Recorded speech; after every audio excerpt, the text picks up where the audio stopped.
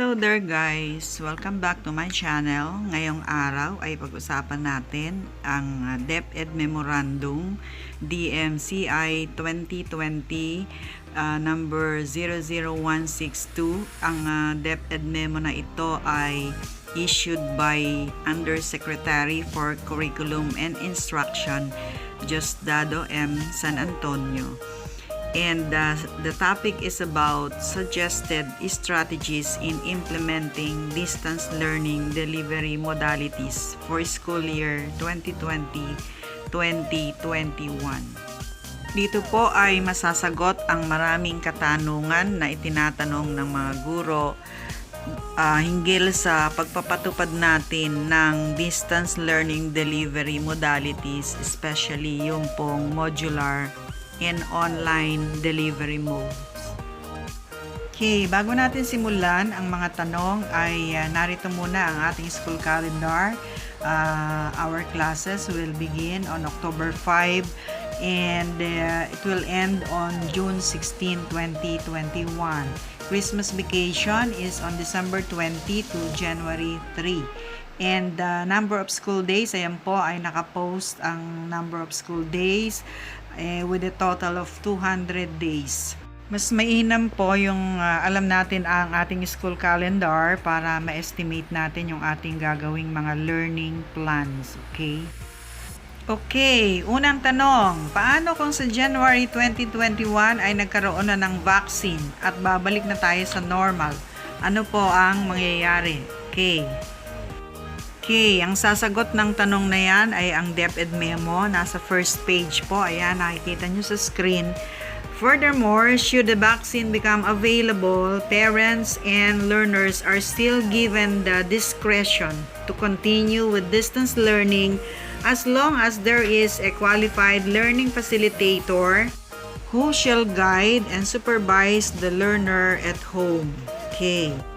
So, nasa parents na po yon kung gusto nilang magpatuloy sa distance learning or kung gusto na nilang pumasok sa physical classroom. Okay.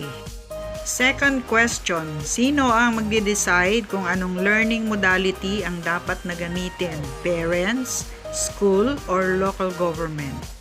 The answer is in number 2 of Appendix A, the General Guidelines and Considerations. Okay, as stipulated in DEPED Order Number 007, Series 2020, entitled School Calendar and Activities for School Year 2020-2021, Schools and Community Learning Centers under the supervision of the regional offices and the schools division offices are authorized to decide on the specific DLDM which may be deemed appropriate in their context. But the school shall also be guided by the omnibus guidelines on the implementation of community quarantine issued by the IATF.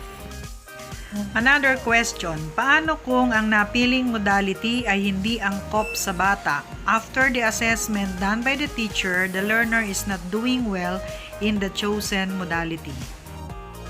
Okay, the answer is in number 4 of Appendix A, the General Guidelines and Considerations.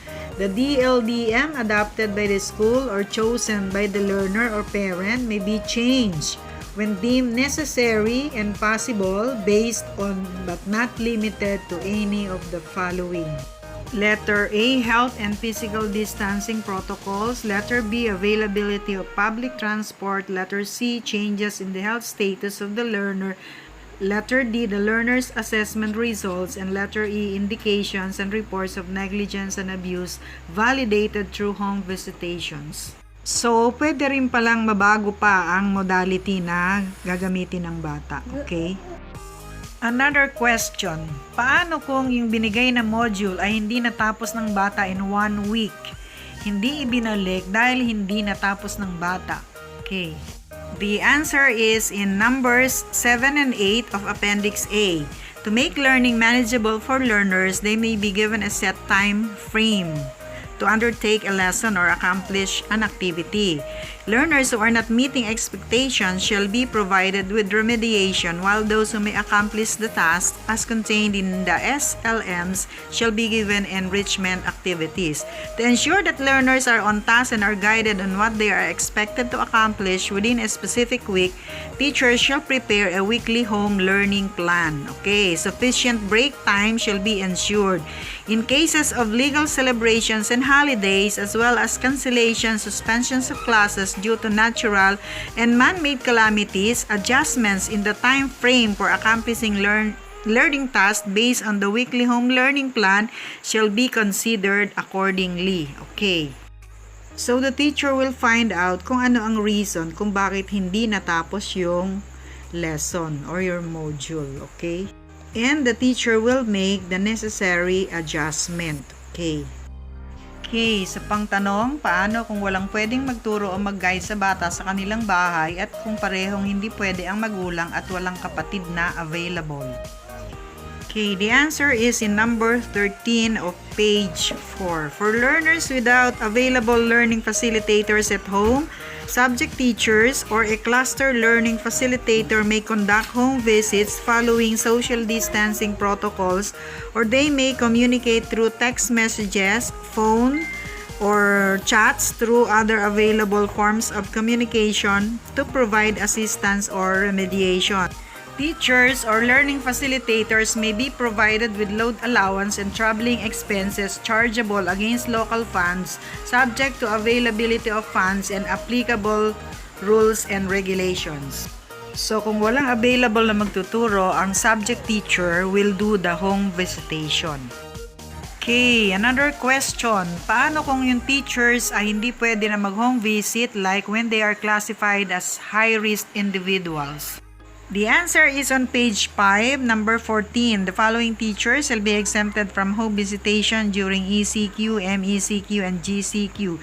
Teachers who are 60 years old and above or with other health risks, teachers who are pregnant, and teachers affected by their respective local COVID severity classification in their area of residence, in which case, school officials like school heads, public schools district supervisors, education program supervisors, and responsible community stakeholders may be assigned to attend to the organized clusters of learners, particularly in cases where assistance of learning facilitator is much needed by the learners. O kung hindi pwede ang teacher, ang mga heads ang pupunta.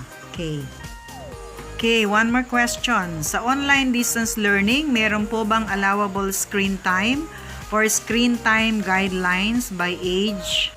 Okay, on page 7 of Appendix B, here is the screen time guidelines by age recommended by the American Academy of Pediatrics and World Health Organization. Kinder, maximum of 1 hour daily. Grade 1 to 5, maximum of 1.5 hours daily. Grade 6 to 8, maximum of 2 hours daily. For grades 9 to 12, a maximum of 4 hours daily. 2 hours in the morning and another 2 hours in the afternoon is recommended. And in the preparation of the weekly home learning plan and class programs, schools shall comply with the recommended screen time for learners. Okay, last question. Sa computation ng grades, saan ibe-base ang performance task? Okay, the answer is on page 9, videos. In a grade 1 class, ask students to show and tell, like describe their pet, while the parent video records him or her.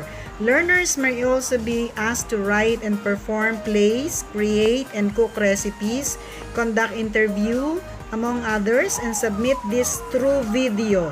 In a kindergarten class, while the learner is doing the play-based activities like matching, sorting, classifying, the parent or guardian video records the activity and submit same to the teacher for proper documentation.